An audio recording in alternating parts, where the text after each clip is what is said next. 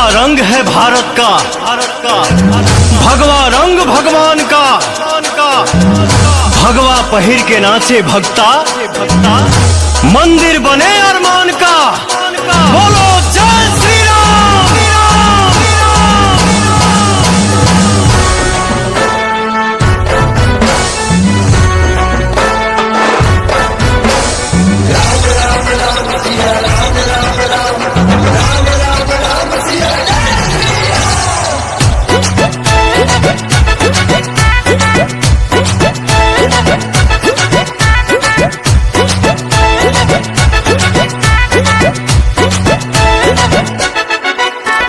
राम के नाम का झंडा,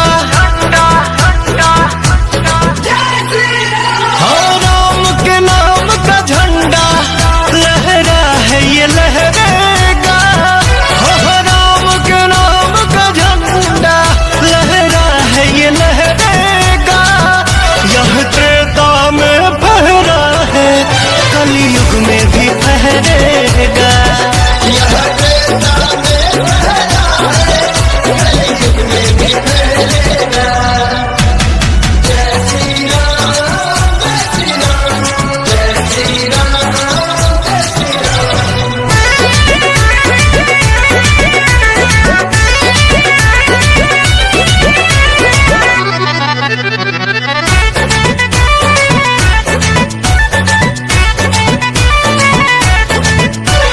हिंदुस्तान की धरती क्यों नहीं जय श्री राम कहेगी।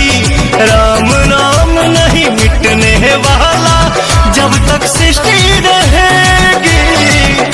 हम धर्म सनातन वाले हैं, हम धर्म सनातन वाले हैं। हमने पाया वरदान है, हर माँ के दिल में सीता है, हर सीने में प्रभु श्री राम है।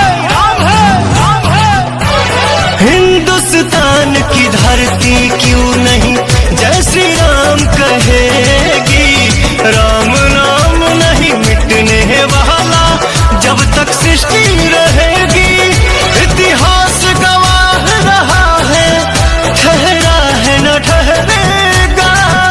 इतिहास गवाह रहा है, ठहरा है न ठहरेगा। यह त्रेता में फहरा है, कलयुग में भी फहरेगा। यह त्रेता में फहरा है, कलयुग में भी फहरेगा।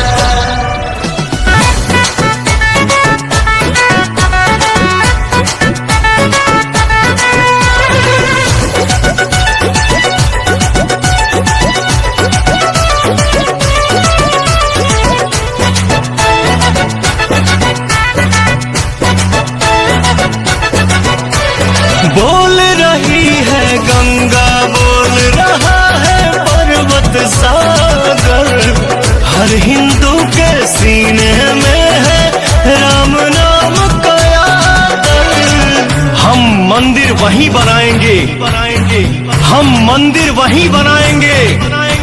कसम धरती माँ की है, अयोध्या तो एक झांकी है, अभी काशी मथुरा बाकी है।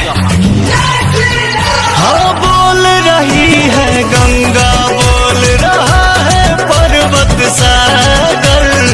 हर हिंदू के सीने में है राम नाम का आदर। कहे विनय पवन अब सेवक हर घर से बहेगा। कहे पुत्र दीपक अब सेवक हर घर से बहेगा। यह त्रेता में फहरा है, कलयुग में भी फहरेगा। यह त्रेता में फहरा है, कलयुग में भी फहरेगा।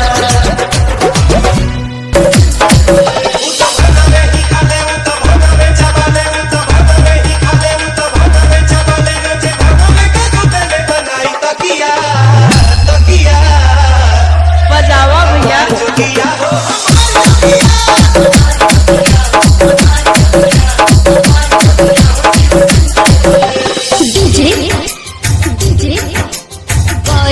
बजावा भैया।